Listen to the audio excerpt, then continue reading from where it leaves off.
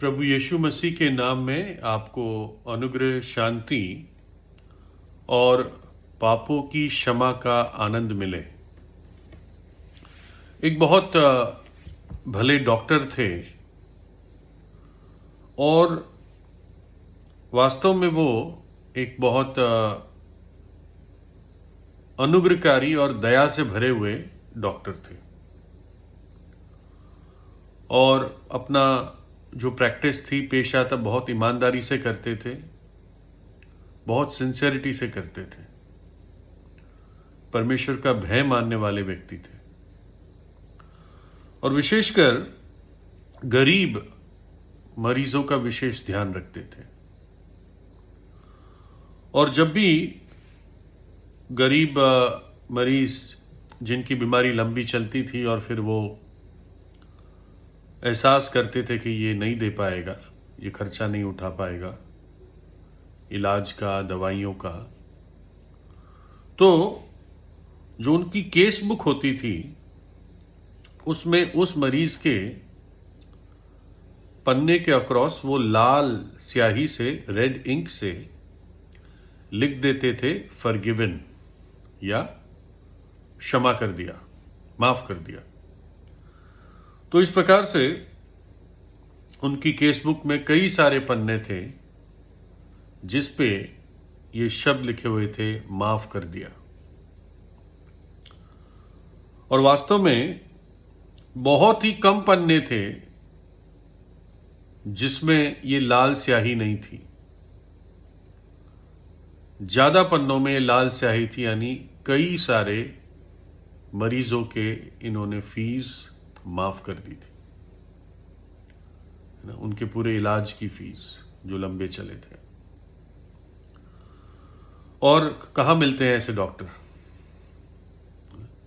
लेकिन मैं आपको बताऊं, हमारे रुड़की में एक बहुत अच्छे डॉक्टर है, हमारे फैमिली डॉक्टर एस.के. गोयल, जो हमेशा गरीबों के प्रति एक हमदर्दी, रहम और एक मदद करने वाला हाथ खुला रखते हैं।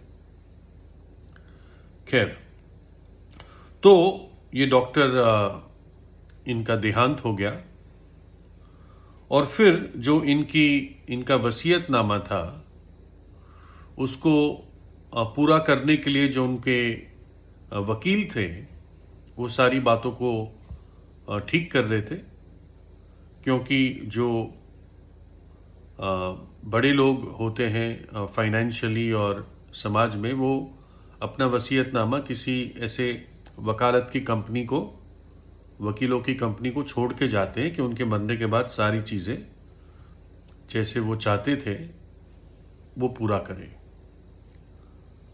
तो जब इनका वसीयतनामा एग्जीक्यूट करने का टाइम आ गया इनके मरने के बाद, तो उन्होंने एहसास किया कि जो उनका कारोबार ये छोड़ के गए थे, जो मेडिकल सेवा लोगों के लिए करते थे, तो उसको और इम्प्रूव किया जा सकता था, प्रोवाइडेड कुछ और पैसे उसमें डाल दिए जाए।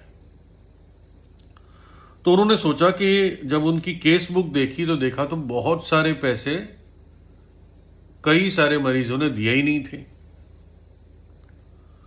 तो उन्होंने फिर एक एक मरीज को, जो उसमें कॉन्टैक्ट डिटेल्स थी, उससे कॉन्टैक्ट किया कि जो आपका पेंडिंग पैसा था उसको आप भर दीजिए इस डॉक्टर के प्रति या अस्पताल के प्रति।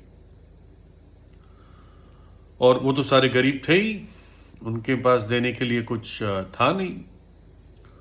तो ये जो वकीलों की कंपनी थी, इन्होंने कोर्ट को अप्रोच किया, कचहरी को, और केस किया, उन सारे नाम लिस्ट दी कि इन सारे लोगों ने पैसे नहीं दिए, इनसे वसूल किए जाए पैसे, ताकि हमारे जो डॉक्टर जो चले गए उनका कारोबार, उनकी मेडिकल प्रैक्टिस कोई और आगे चालू रखे।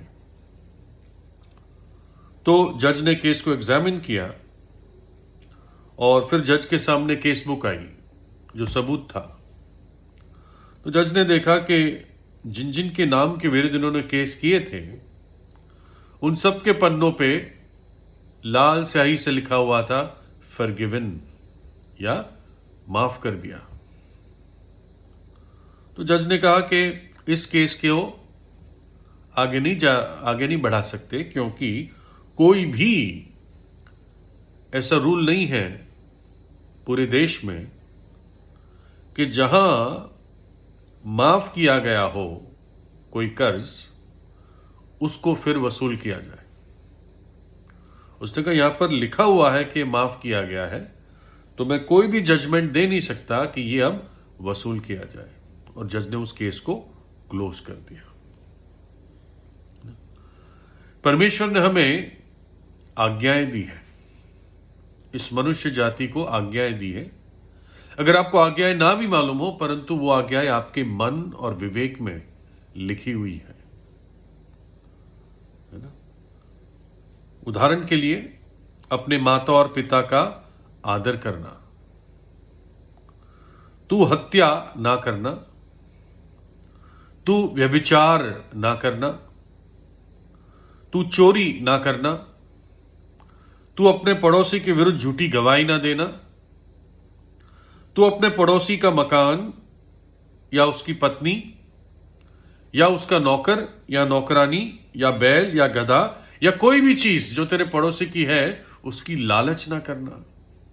अपने मन में भी लालच ना करना। तो हमने भी परमेश्वर की आज्ञाओं को तोड़ा है, और हमारे विरुद्ध भी एक लेख लिखा गया है। हमने कहां कहां अपने जीवन में परमेश्वर की आज्ञाओं को तोड़ा, परमेश्वर के विरुद्ध पाप किया, उस परमेश्वर के पवित्र हृदय को दुखाया। ये एक लेख हम में से हर एक के लिए लिखा गया है ना। हर एक का एक बायोडेटा बना हुआ है ना, जो ऐसे नहीं मिट सकता। लेकिन बाइबल बताती है कलोसियों 2 अध्याय के 14 वचन में, और विधियों का वह लेख जो हमारे नाम पर और हमारे विरोध में था, मिटा डाला, और उसकर क्रूस पर कीलों से जड़कर सामने से हटा दिया।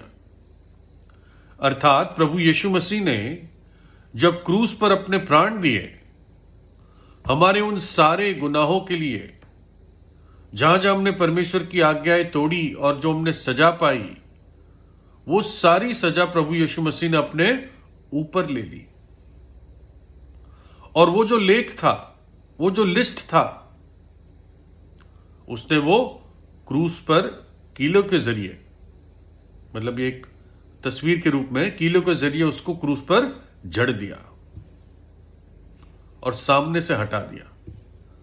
जब कोई आपके विरुद्ध दस्तावेज होता है तो आदमी क्या करता है, वो आपके मुंह के ऊपर दिखाता है, देखो ये लिखा है, ये लिखा है। लेकिन प्रभु यीशु मसीह ने क्या किया, जो हमारे विरुद्ध था उसने सामने से हटा दिया और क्रूस पर उसे जड़ दिया। ऐसे होता था पुराने समयों में, जब किसी का कर्ज पूरा हो जाता था तो एक पट्टी पर, चाहे वो लेदर की पट्टी थी या कैसी थी, उस पर लिख कर कि अब इसका कर्जा माफ हो गया है या पूरा हो गया है, और जो देनदार है अब कोई भी हक नहीं रखता। और ये किसी भी पब्लिक प्लेस में, चौराहे में कीले से किसी खंबे पर ठोक कर लगाई जाती थी सबके पढ़ने के लिए। तो वैसे ही प्रभु यीशु मसीह ने हमारे पापों की क्षमा का जो ऐलान है, जो घोषणा है, उसने वो क्रूस पर वहां पर जड़ दिया। हमारे विरुद्ध जो लेख था, बातें थी, उसको हटा दिया और लाल अपने लहू के द्वारा लिख दिया, माफ किया, फॉरगिवन, है ना।